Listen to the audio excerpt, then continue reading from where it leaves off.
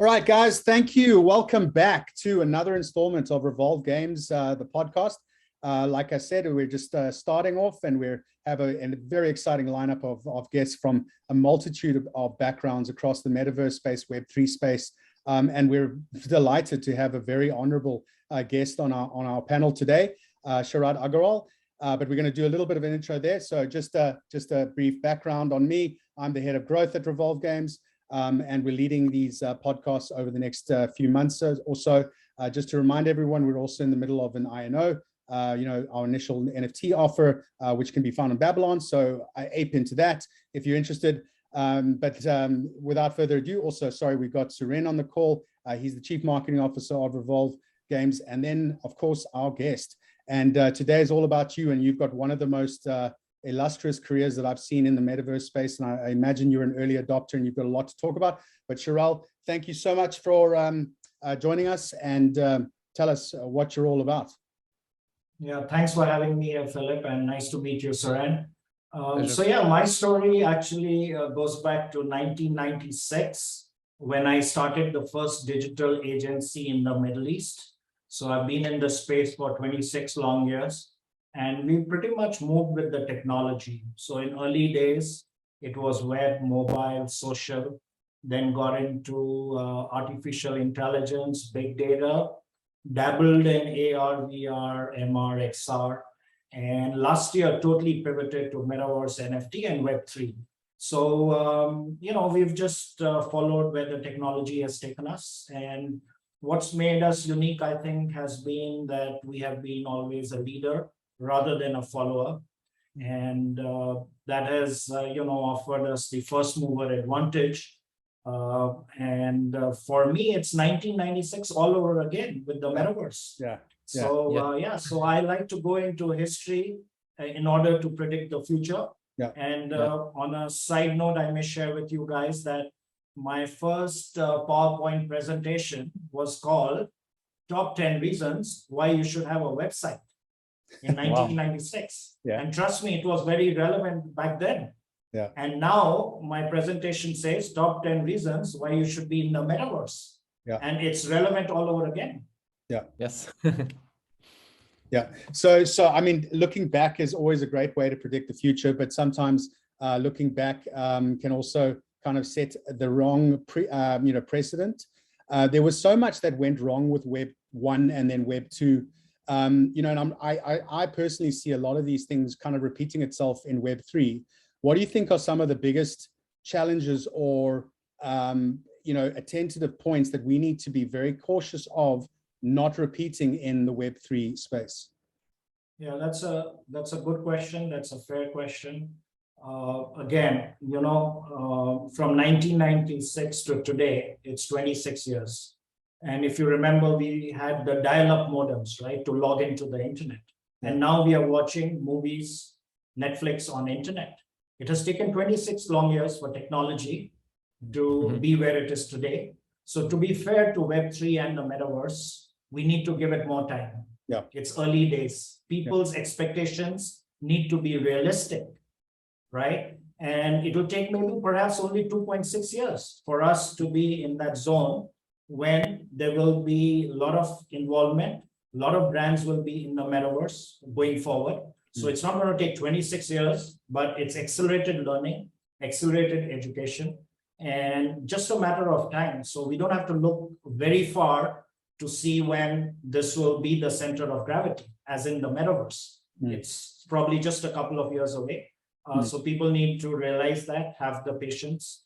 And a lot of metaverses are being built as we speak. So everything is work in progress. I mean, there are no experts in this field, right? Because I have interviewed quite a few, self-proclaimed experts, but 10 minutes later, when you do a deep dive, then they admit that they are no experts because we are all in the same boat and we are all learning as we go along.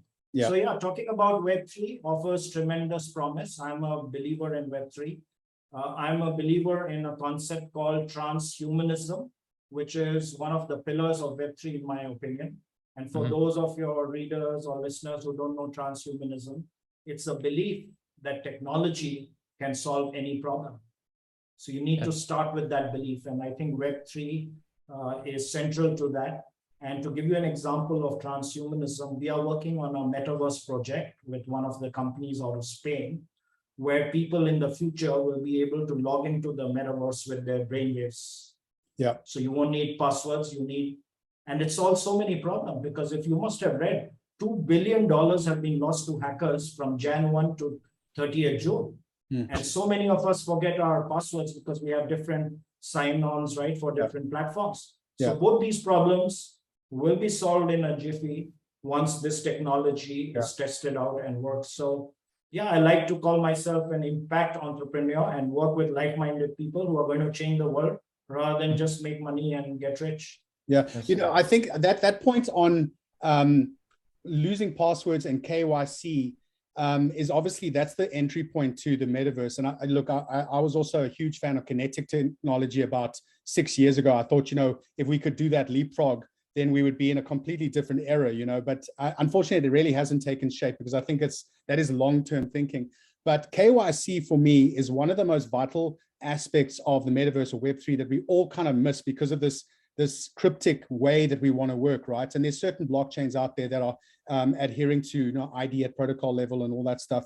But one of the biggest risks, and I wrote a paper on this way back when we started getting into the space, was the risk of handing out our biometrics over to organizations that, like, you know, all these face swap apps on Instagram, all these things.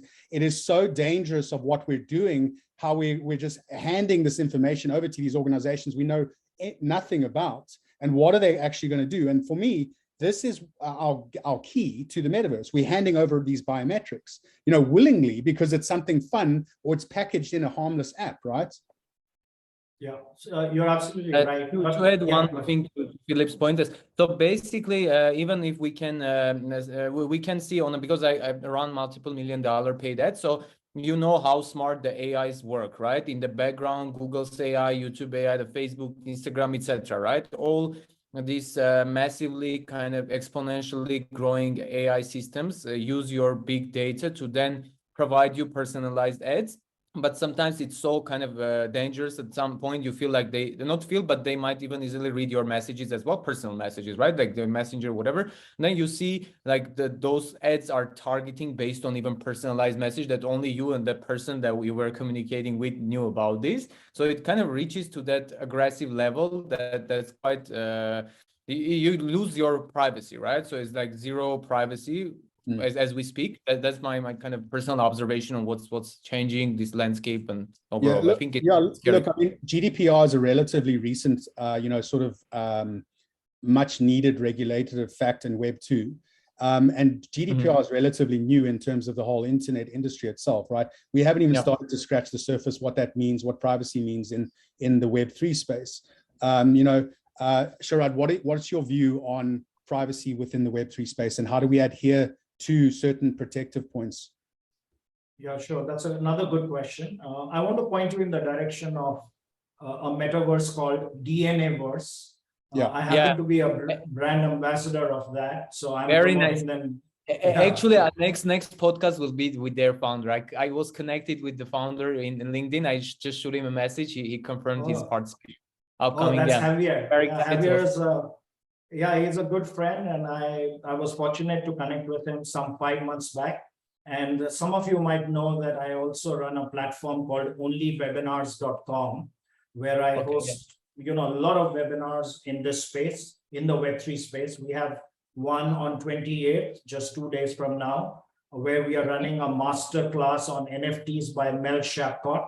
And also, we just did a very successful webinar for Metaverse Fashion Council. I happen to be on their advisory board, so we are promoting, you know, a digital first approach to fashion, and we are getting a lot of traction. So clearly, Metaverse is alive and kicking. We had 1,200 people from 72 countries. So a lot of traction and a lot of appetite in the market. And it's like I tell everybody, 3 things are important right now: education, education, and education. Yeah. Yes. Yeah. We need to get people up to speed. Yeah. Let me ask you, I mean, a little bit more of a critical question. How much of it do you think is hype? How much do you think is really going to be able to be delivered? So it again depends on who you talk to, right? There are cynics, there are critics, but I want to say no statue has ever been built in honor of a critic, right? So Yeah. I'm a believer. I'm a believer in technology, and technology is taking us towards the metaverse. And in my opinion, the metaverse is what the internet was supposed to be. Yeah. Right? A decentralized place where individuals like you and me have the freedom to create, own, and most importantly, monetize our digital content, which was not happening in Web2.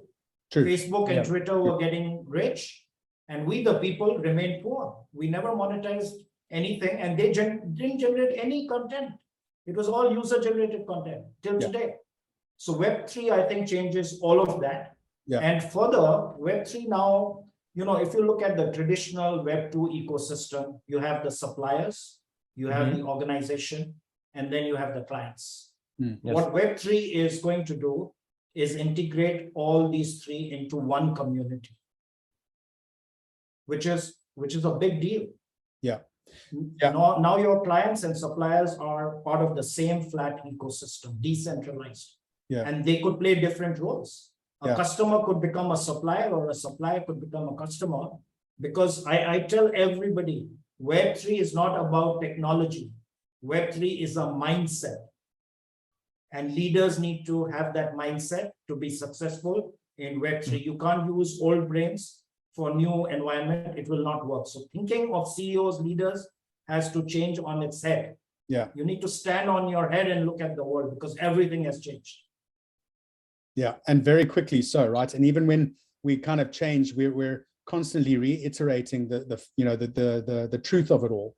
It's a very, very fast-moving industry. I mean, my background is also Google. I worked with them for like 15 years or so across APAC, and I've got to say, it's almost time dilation in Web3 because we move so quickly.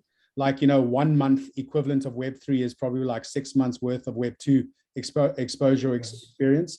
And like I think you also said, it's such a new industry. It's so relatively, I mean, it's just burgeoning as we speak, and we're kind of the architects of what it might look like.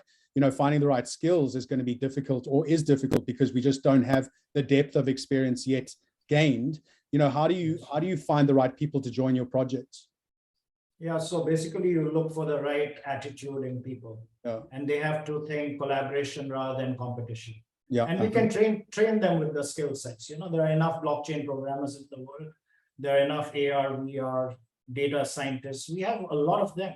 So I think people need to find the real value system of collaboration, because no matter how successful your build is in the metaverse, you are only going to succeed if you have built a strong community, thriving community around it with like-minded people. Yeah. Yeah. So I just want to hear collaboration in Web3. I don't want to hear competition. Yeah, 100%. And this is why we're having these forums, right? Because we don't see it as a competitive landscape anymore. There's always this potential of, one, interoperable kind of, potential. And then two, there's communities are not siloed. They don't have to be siloed. They don't have to be sitting in this one game environment and they think that's all they ever going to do. And that's the only game they're going to play. Typical gamers don't operate like that anyway. Typical gamers play many different types of games, and we shouldn't be approaching the gaming industry. And that's just one component of Web3, of course, but we shouldn't be approaching the gaming industry with the same mindset, right? But I think, moreover, we're not going to win. We're not going to get the attention or garner the attention from AAA or, blue chip organizations with the play to earn mechanic alone. I think when we deep dive into the essence of a community, one is not only benefiting from, but contributing towards, right? So when you're looking at an earning potential within a community, it shouldn't be about how much the token's valued at or how much I'm going to potentially make on the investment. It should be, how can I contribute and actually find a job within that ecosystem, within that community, and contribute towards the outcome. Yes, absolutely, bang on. I have some experience on this because I have started a community called Meta Shapers. Yeah. And I actually invite all your viewers to have a look at meta-shapers.com. It's relatively new. We started possibly 4 months back, but we've got 250 plus members from the industry. and we have a smaller WhatsApp group. We meet once a month on Zoom for a brainstorming session. And I can tell you, through personal experience, the best people I have met in my life have been in the Web3 space in the last 6 months. Yeah. I have 30,000 connections on LinkedIn, but the best ones are those that I made in the last 6 months. Yeah. And I cherish them because they add a lot of value. And when we have these networking sessions, I invite both of you to join in our future ones. Absolutely. We meet first Tuesday. Yeah, we meet first Tuesday of every month. And sure. these are people who contribute big time in terms of ideas. They put their hand up, they want to volunteer and get involved. And so we have a very, thriving and a very young bunch of people. So I want to give a shout out to all the 20-year-olds out there who are leading this charge. You mean not us? Not you, not all of us, because I am pushing 60 guys. Wow. And my mentor is a 20-year-old Leila Herstel, based right here in Dubai, who I met 4 months back, and she runs a group called All Stars Women. Yeah. And her mandate is very simple. She wants to build a women-centric community of 10,000 women by next year. And all the money she will make through DAOs and NFT launches will go towards funding women-led startups. And that's fantastic. She's a 20-year-old and she's my mentor. I like to say it in every platform that I am involved in. I mean, it's amazing. She knows everything about all new technologies. Yeah. And, funnily, we had a big conference in Dubai earlier this month in what is called the Museum of the Future. It's an iconic building in Dubai, right? Yeah, I've been there. We had this conference. Yeah, great. So she was supposed to be a speaker in this conference, but because she's 20 and not 21, she was considered underage to speak. Wow.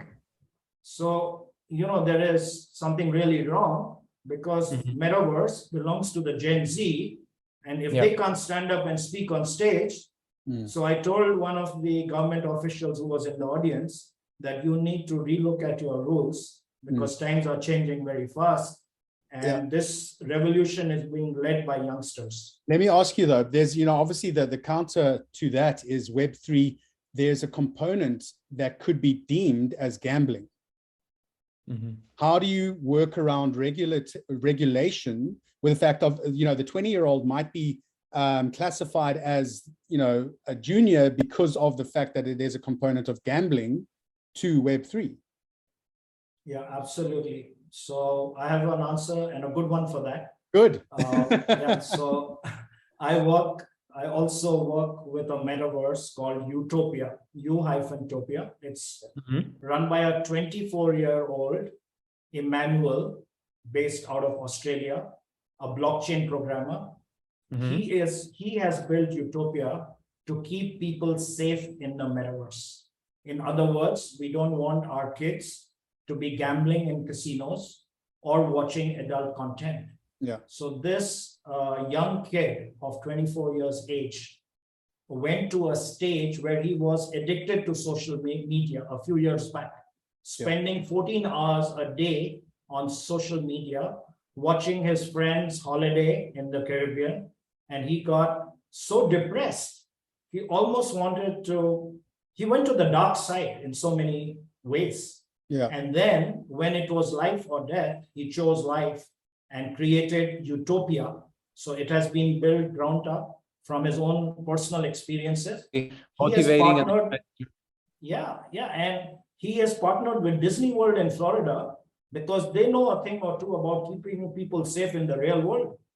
So he's taken their best practices, created an algorithm on blockchain, and created Utopia, which will keep people safe in the metaverse, not only children, but even you and I.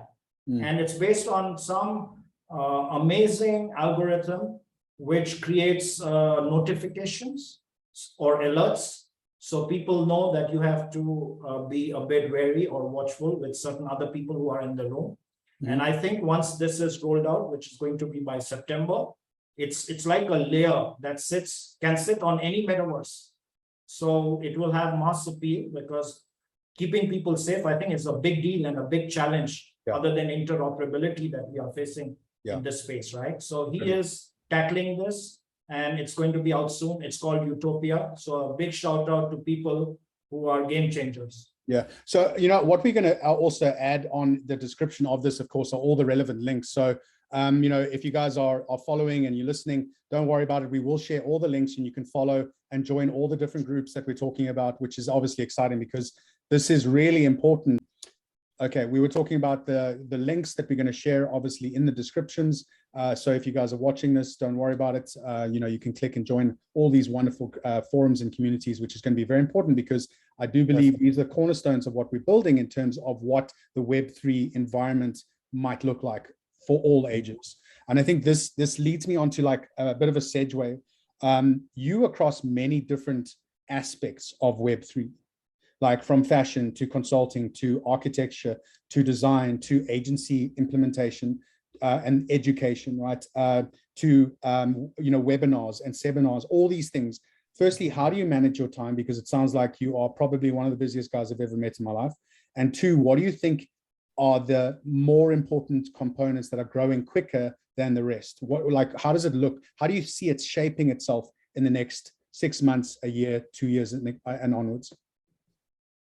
Is that directed at me? Yeah.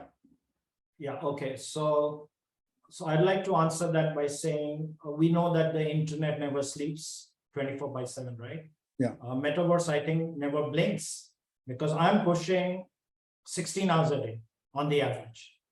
No weekends. I mean, I do 4-hour weekends with family, talking about work-life balance. But it's just so fascinating, and I'm not doing it because I want to monetize everything that I'm doing. I'm doing it out of passion because there's so much to read, and this industry is moving at the speed of thought. Yeah. Not at the speed of light, at the speed of thought. True. Right. This 10,000 articles have been written in the last 1 month about the metaverse alone. I know that because I research a lot. 10,000. Wow. Where do we have the time to read even 100? No. Right? So I think the most important thing for people who have signed up to be in the Web3 space is to gobble up content as much as they can. So start reading big time, start watching webinars big time, hear podcasts such as these, because you can pick up a lot of nuggets, and then you got to do your own research and connect the dots, because there's no one single article that will tell the whole story. Some people are experts in NFT space, some on metaverse, some in blockchain, etc. I have yet to meet one person other than possibly my 20-year-old mentor who knows it all. So my recommendation to people is read up as much as you can, and never try and be the smartest person in the room, because there's so much to learn from each other. And then, of course, you need to understand the various building blocks to the metaverse. It's not something as simple as building a website. It is about starting with a robust strategy. So a lot of big brands I find, I ask CEOs of big brands, what's your metaverse strategy? Yeah. And you know what? I get a blank stare because they never started with one. They just jumped into it thinking, let's get a press release out to media saying we are in the metaverse. Yeah. And that is an absolutely wrong way of entering the metaverse. Yeah. You need to create a blueprint. You need to have all your ducks in one row, and you need to have the best of breed in each one of those building blocks, build it for you.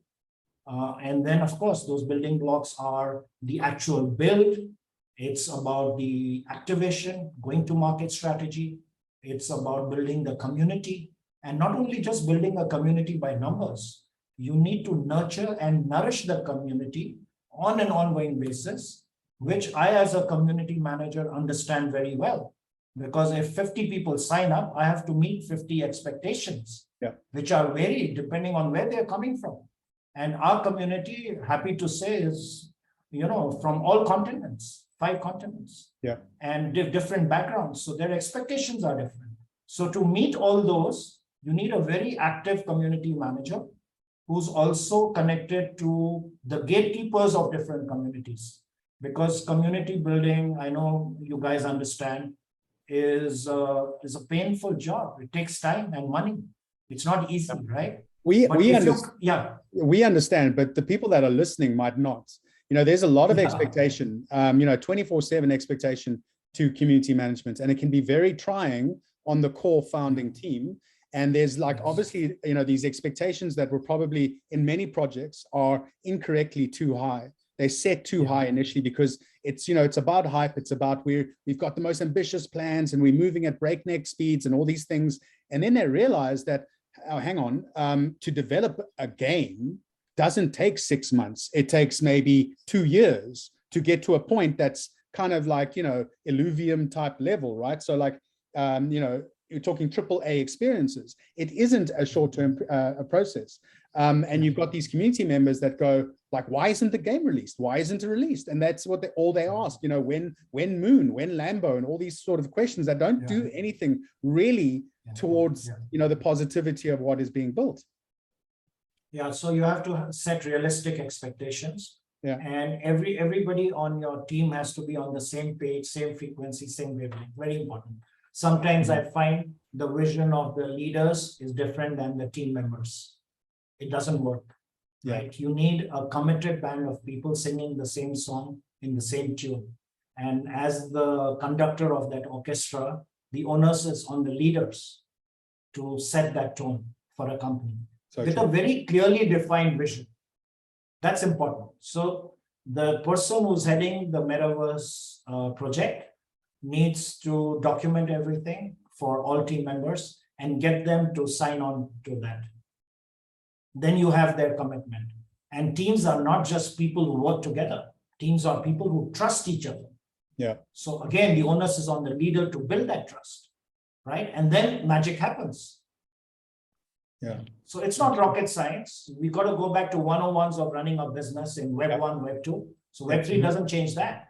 Exactly. But the mindset of leaders to have a sign-on of all team members is very important to succeed. Yeah, so true. So true. Yeah. Sharad, one question, just given your huge experience in Web 2, Web 3. So how would you define your massively transformative purpose? I know it's kind of a bit of a cliche question, but how you are envisioning kind of on a personal level that you will be enlightened. Let's say for some people, it's to reach 1 billion persons or somehow revolutionize something for hundreds of million people. So what is your massively transformative purpose? Yeah, so for me, being an impact entrepreneur is the moonshot. So, a lot of projects are coming my way just because I'm so active, let's say on LinkedIn. I almost do 10 posts a day, which is kind of a lot. The other day, a very close friend of mine called me and says, Sharad, how's everything? Are you okay? I said, yeah, but why do you ask? He says, I didn't see anything on LinkedIn yesterday. So I was wondering what's up, Expectation. Expectation. There you go. Yeah, so to answer your question, I think going back to transitioning from Web 2 to Web 3, it's a tricky one because there's no magic bullet, like I said, but you clearly need to define a customer experience. I think that is at the heart of succeeding. So you have to know your target audience, right? That's define that first.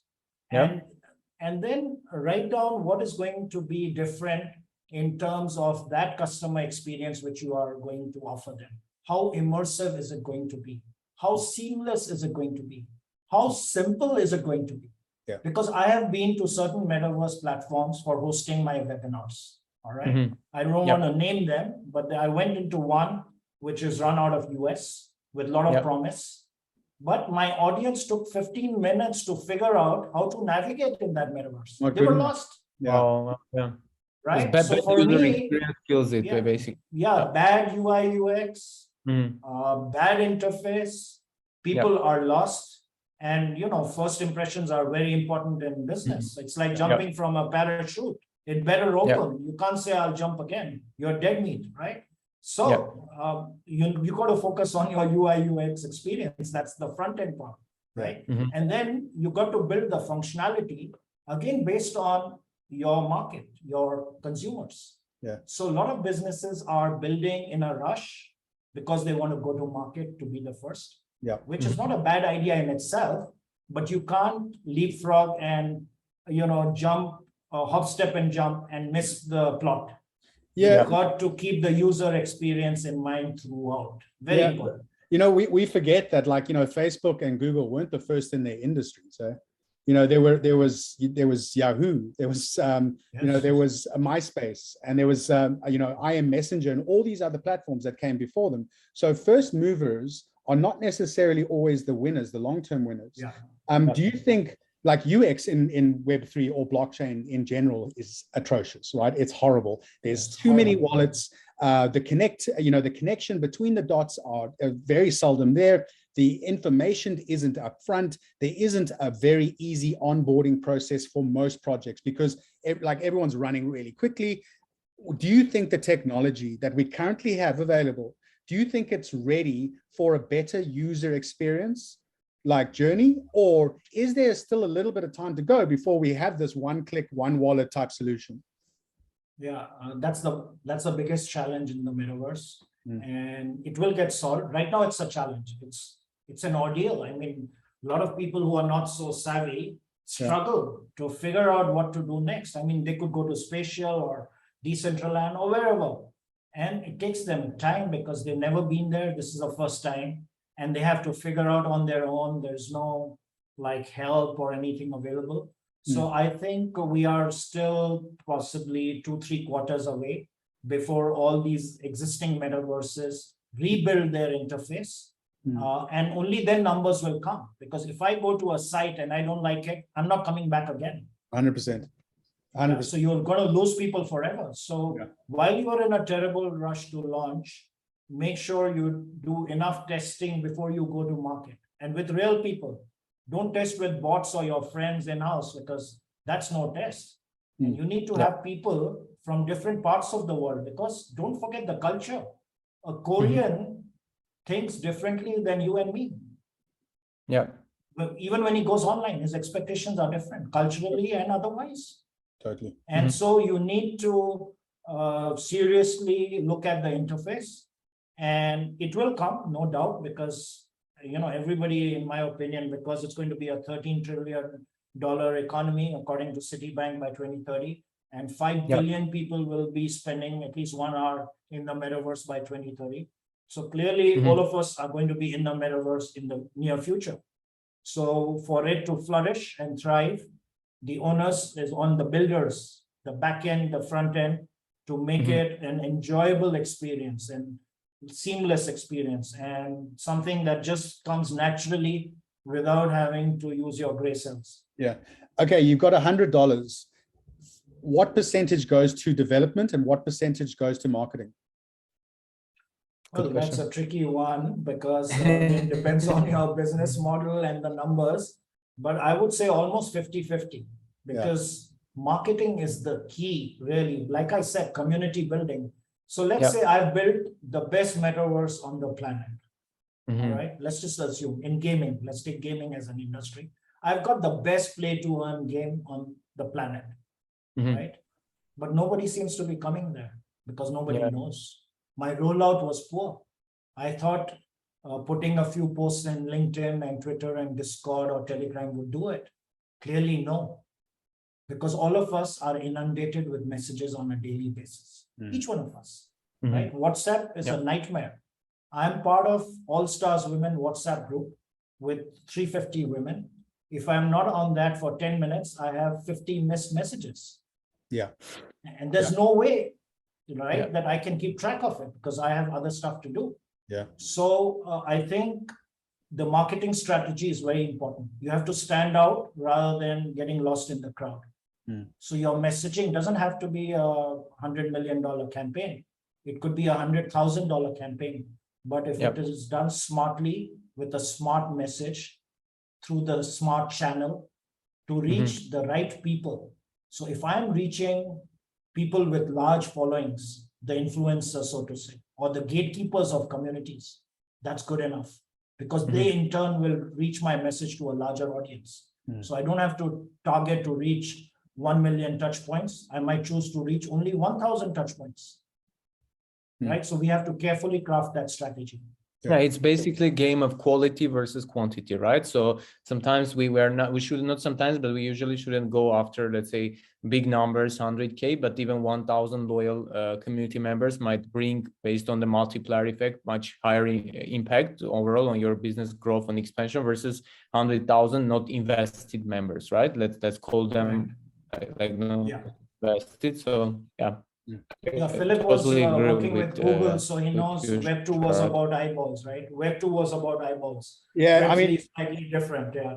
Yeah, it's the impression share. So like, Google's optimization, no matter how you ask for insights into how to improve performance, the narrative will always come through in terms of optimizing towards impression share. Maybe the algorithm changed to a degree, but I still think that the players like Google and Facebook, I do think they have an important role to play in what the future of Web3 looks like. So I don't want us to discount them completely. Like, I think for me, I've always been passionate about Google because it's given me a livelihood and it's taken me around the world. I didn't work for Google, I worked with Google. So we were a business partner of theirs, and my staff actually trained the Google staff themselves in Singapore. But let's talk about Meta for a second, okay? Facebook. They've packaged it. They've got, you've got to give it to Zuck, brilliant strategist, over 10 years or so ago, bought Oculus. He saw this coming. Do you think that Meta is a metaverse? And if it's not a metaverse, then what is it? Well, Meta wants to be the metaverse, but it won't be the only metaverse, right? It's multiverse environment, basically. So Meta has the advantage of being big and having deep pockets, and of course having a visionary leader. You can't discount that, and we shouldn't.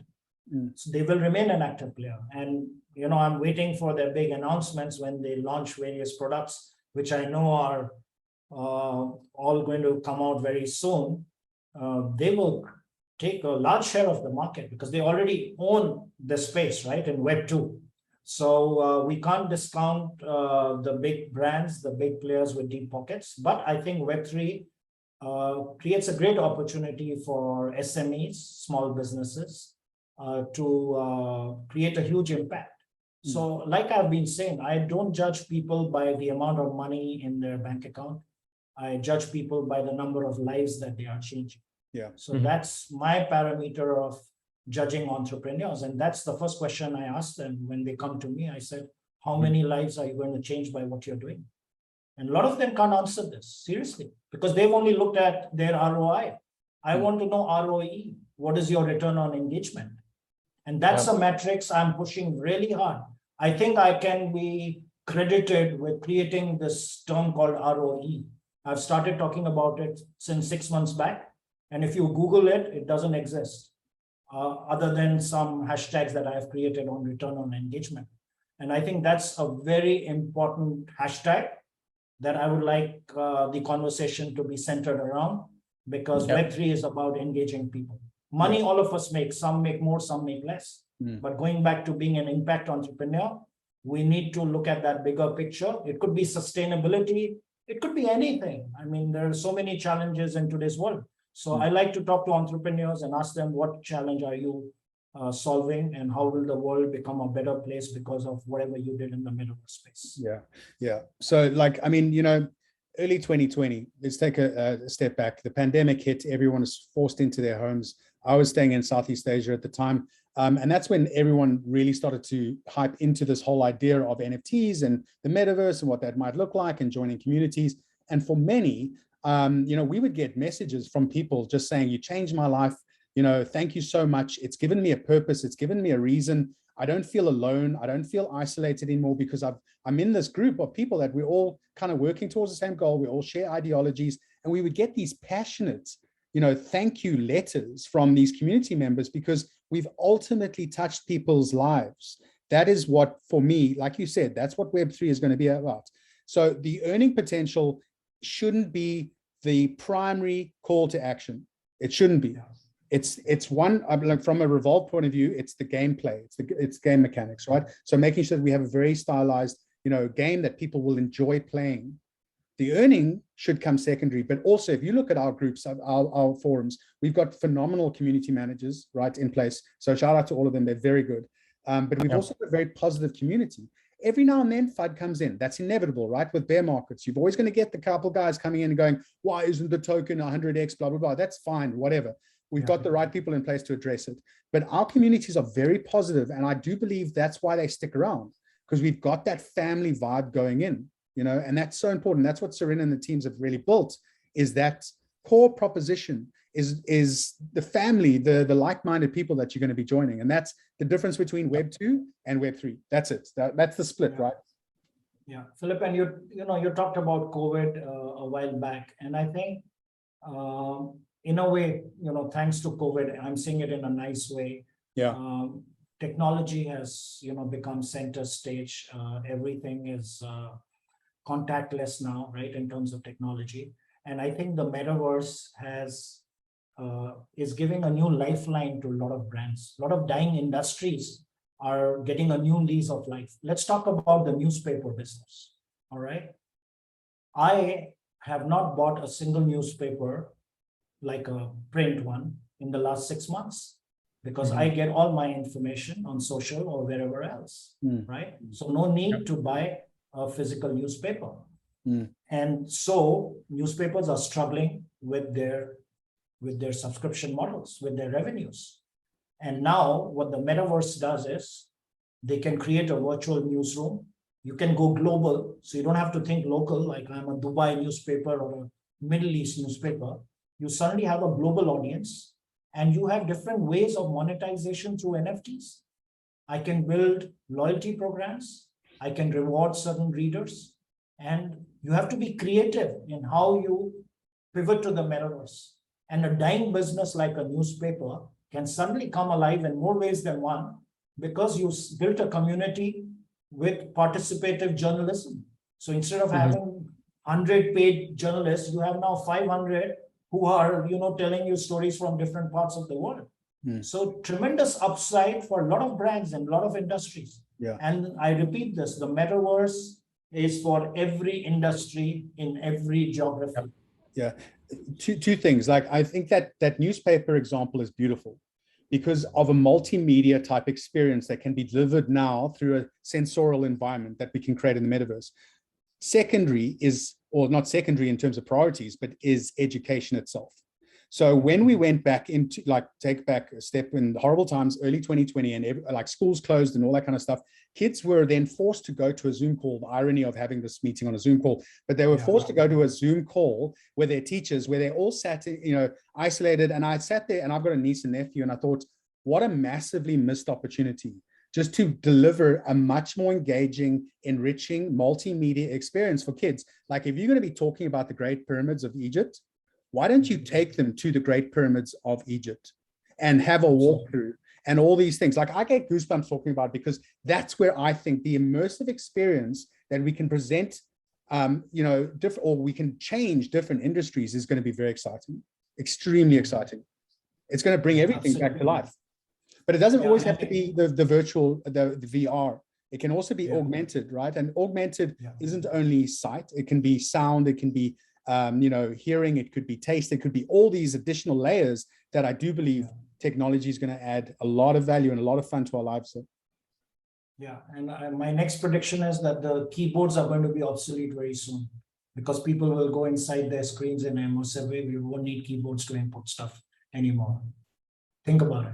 Yeah. What do you think of Solana building a phone? I've been reading about it, but it's still too early to predict the outcome. There are a lot of, by the way, new technologies coming up. I just saw this video in Spanish, so I couldn't read all of it. But there's a contact lens that's being built, which replaces the Oculus, so enables you to see in 3D. That could be a game changer, big time. Yeah. Some almost normal glasses like this, with built-in lenses. So I think when technology goes to next level, when pricing of these sets comes down from $300 to, let's say, $100, then there'll be mass adoption, which is still probably a few months or years away. But once technology comes down to a realistic price level, almost everybody will migrate to the metaverse. It's a no-brainer. And so right now there's limited adoption. I know a lot of big metaverses are suffering with numbers. They don't have the people. They are willing to sell real estate with no community. Yeah. I mean, why would I invest even $10,000 out there if there are no people? So everything that we've discussed in the last 50 minutes or so, I think is a journey we are on. It's inevitable that all of us will be living, operating, socializing in the metaverse. There's some hype, but then you have to have a vision to know where the world is going. And each one of your readers, listeners, should get up to speed in quick time. Otherwise, you will clearly get left behind. So those are some of my parting thoughts on this conversation. And I think the message is very clear. Just, talk to people who you can learn from, and attend the webinars as often as you can. Yeah. Listen to podcasts like these, and go back and share with your family members, with your communities, because the onus is on you not to just keep this information within you, but go out and talk to your children or learn from your children. I have a 27-year-old and a 32-year-old, and when they talk, I listen, right? And we all need to do that. How times have changed, eh? So back in the day, I used to tell my son back in the day when he used to ask me a question, I used to say, go to Google, you'll find the answer. Now, when I ask him a question, he says, Dad, go to Google. Right? So the tables have flipped. Yeah. No, I mean, I think it's a beautiful future, obviously, that we're all working towards, and that's, this is probably one of been the most fun discussions I've had so far. I almost feel like there should be a follow-up on a little bit more of a deep dive onto some of your projects to really get into the nuts and bolts of it, because it sounds like we could talk for hours, right? But unfortunately, we don't have the attention span these days of going on for hours, which means that we are running out of time, which you aptly said, in your closing thoughts. Suren, is there anything you want to ask or add to this, so we can look at closing up? What are your kind of, as you look in the future of metaverse and gamified projects, when do you think we will, let's say you were talking about the large scale adoption and when it hits a wholesale market, right? So what are your projections? I know it's gonna be a bit tricky question, but do you feel like in a couple of years or maybe in a decade period, or just on given your huge experience? So personally, what do you think?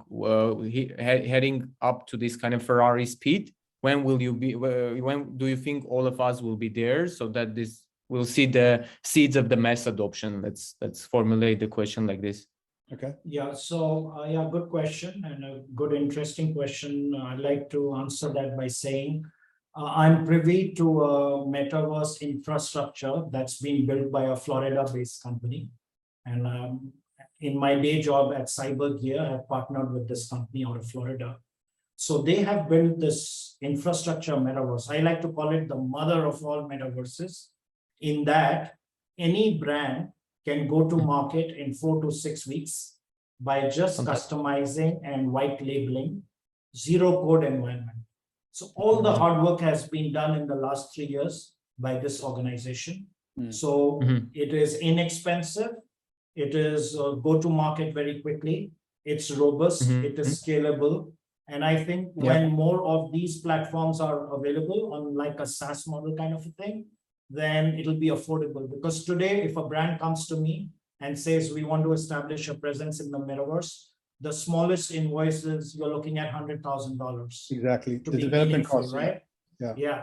Nothing less than that would fly, right? So not all of us or smaller brands cannot afford that. And that's just to build. And there is so much more when you roll it out, right? The brand activation is expensive. So I think in a couple of years, 2 to 3 years from now, there'll be more such models available. Plug and play. Be affordable, plug and play. And then there'll be serious mass adoption. Then, every mind power joint will be in the metaverse. And my tailor my tailor for my suit, made the mistake of asking me what I do. And when I told him, then I convinced him in 5 minutes that he should set up shop in the metaverse, because he came to my house to get my sizes. And then I went to his shop for a try on. And I told him we could save all this if you would let me create an avatar in your metaverse, right? And then you have my measurements, I try on your suit and choose the color, etc. And then you could just ship it to me when it was done. He loved the idea, so he wants to see me again. Cool. Okay. Yeah, look, I love it. I think you're pushing boundaries, and it's obviously it's been a fascinating discussion. So Sharad, thank you so much for taking time out of your very busy and hectic schedule that I can only imagine is not easy to manage. So yeah, thank you for joining us. It has been thank you so much, Sharad. Yeah. Incredibly enlightening discussion, and I really think that we're going to have follow up with another one. So yeah, guys, thanks for tuning in. And if you've got any other questions, just share them on the comments below, and we'll get the answers through to you. Thanks for tuning in, guys. Cheers. Thanks. Cheers. Thanks, Philip, and thanks, Suren. Nice chatting up with you guys. All the best. Bye.